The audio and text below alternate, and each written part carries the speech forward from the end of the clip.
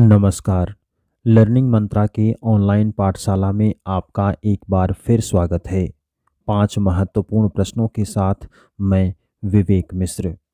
पहला सवाल, निम्नलिखित में से मैकाइवर के बहुलवादी प्रभुता के विषय में कौन सा एक ठीक है? आपके विकल्प हैं: ए, राज्य और समाज में कोई अंतर नहीं है। विकल्प बी, राज्य कानून के अधीन नहीं बल्कि कानून से श्रेष्ठ है। विकल्प सी, राज्य प्रभुता का एकमात्र अधिकारी है। और विकल्प डी, राज्य अन्य संगठनों की तरह मात्र एक संगठन है।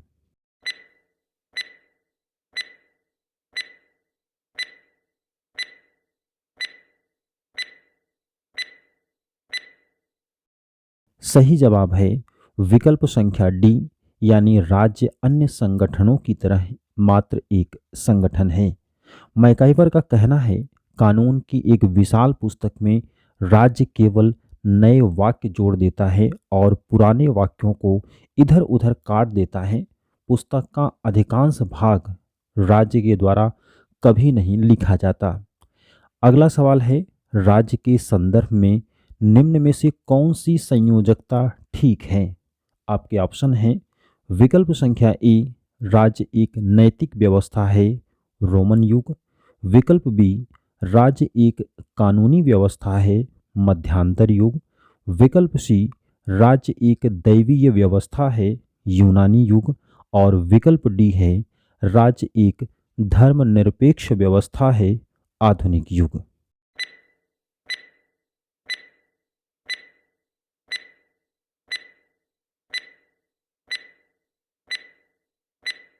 सही जवाब है विकल्प संख्या डी, यानी राज्य एक धर्मनिरपेक्ष व्यवस्था है, आधुनिक युग।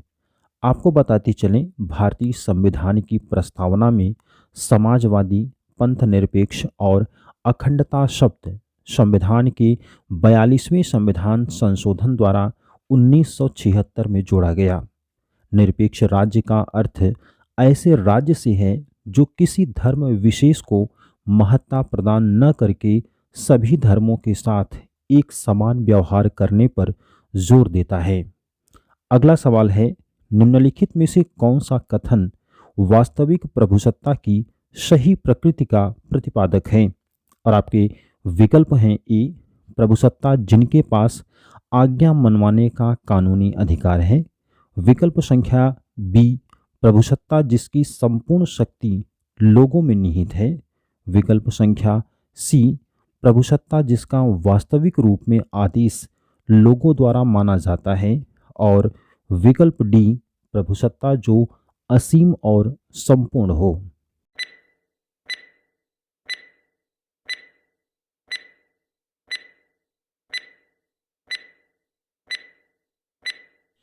सही जवाब है विकल्प संख्या सी, यानी प्रभुसत्ता जिसका वास्तविक रूप में आदेश लोगों द्वारा माना जाता है। आपको बता दें, वास्तविक प्रभुसत्ता की सही प्रकृति का प्रतिपादक है प्रभुसत्ता जिसका वास्तविक रूप में आदेश लोगों द्वारा माना जाता है।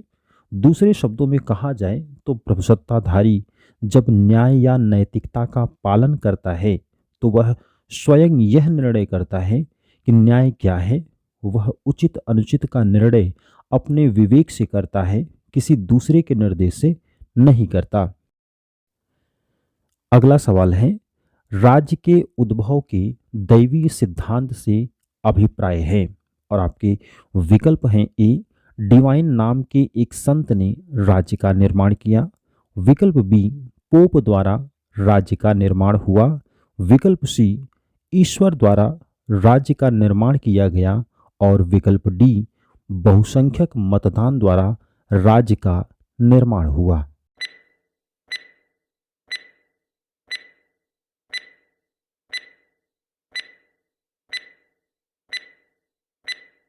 सही जवाब है विकल्प संख्या सी, यानी ईश्वर द्वारा राज्य का निर्माण किया गया।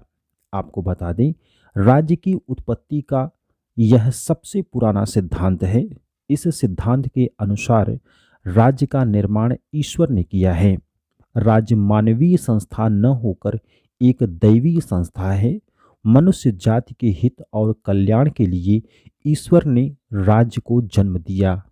ईश्वर ने उन व्यक्तियों को जन्म दिया है जो इस जगत में उसकी सत्ता का प्रतिनिधित्व करते हैं।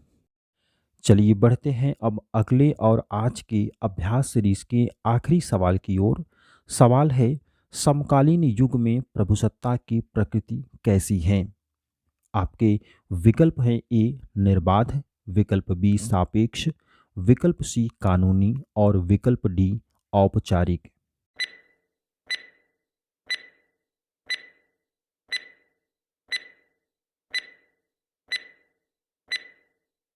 सही जवाब है विकल्प संख्या बी यानी कि सापेक्ष। आपको बता दें, बहुलवाद के अनुच्छेद राज्य न सर्वशक्तिमान है और न सर्वव्यापी। यह अन्य संघों में कुछ श्रेष्ठ व्यवस्था है, इसलिए राज्य की प्रभुसत्ता का स्वरूप सापेक्ष होना चाहिए। तो ये था आज का 5 महत्वपूर्ण प्रश्न।